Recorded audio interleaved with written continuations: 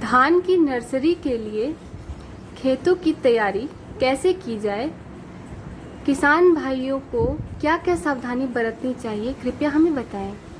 देखिए, धान के लिए जो खेत की तैयारी है, खास करके नर्सरी की, ये बहुत महत्वपूर्ण शुरुआत कहा जाता है। अगर उसकी तैयारी अच्छी हो जाए तो धान के भविष्य के लिए अच्छा होगा कि अच्छे पौधे, हमारे स्वस्थ पौधे तैयार होंगे।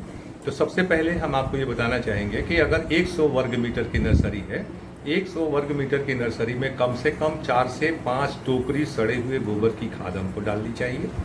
उसमें 1.5 किलोग्राम कम से कम हमको डीएपी डालना चाहिए। उसमें 1 किलोग्राम पोटाश डालना चाहिए, 1 किलोग्राम यूरिया डालना चाहिए। इतना डाल करके खेतों को अच्छी तरह से जुताई करके, हेंगा पाटा दे करके खेत को पहले हम तैयार कर लेते हैं। खेत को जब हम तैयार कर लेते हैं, उसके बाद में हम 4-4 फीट का चौड़ा चौड़ा बेड बनाते हैं, और वो बेड जो होगा कम से कम 6 इंच ऊंचा होगा। और इस 6 इंच ऊंचे बेड को बना करके और उसको हम खूब अच्छी तरह से बेड को रोलर से दबा देते हैं कि वो सख्त जो परत उसकी बन जाए, भुरभुरी मिट्टी नहीं रहे बल्कि कठोर जैसे मिट्टी उसकी तैयार हो जाए। इसके बाद में एक बेड से दूसरे बेड के बीच में कम से कम हम 45 सेंटीमीटर की दूरी रखते हैं, और वही जो मिट्टी का जो नाली जो हमारा तैयार हुआ, इसी नाली में पानी का पटवन होगा। इसी से हमारा जो ज़्यादा पानी होगा उसका जल निकास होगा, और उसी में चल करके हम बीजों का छिड़काव अपने नर्सरी बेड पर करेंगे।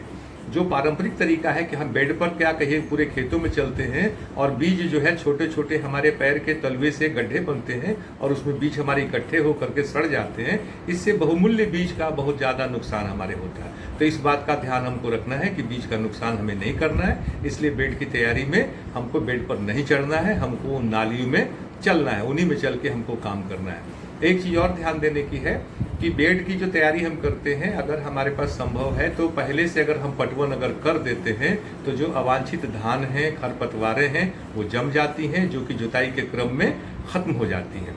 इसके अलावा कई बार क्या होता है कि हमारे पास समय नहीं होता है और हम सीधे खेत की तैयारी में उतर जाते हैं। तो खेत की तैयारी में उतर करके और उसके बाद जब हमने बेड बना दिया, बेड बनाने के बाद में हमने क्या किया कि हम उसमें खेतों में पानी बेड बनाने के बाद हम छोड़ देते हैं। बेड बनाने का जब पानी छोड़ देते हैं तो हमारे खेतों में वो खरपतवार आ जाती हैं, जिनके लिए हम पाराक्वेट नामक दवा जो है इसका हम इस्तेमाल हम कर सकते हैं।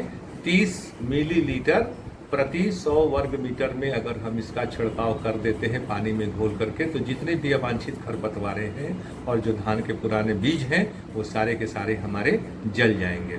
एक बात का ध्यान हमेशा रखिए कि जो खरपतवार नाशक दवा का हम प्रयोग करते हैं, उस दवा का प्रयोग करने के 2-3 दिन के बाद ही हम उसमें बीज का उसमें डालने का काम करेंगे, और जो भी बीज हमारा होगा वो अंकुरित बीज होगा। कभी भी बिना अंकुरित बीज का प्रयोग हम अपनी पौधशाला में नहीं करेंगे।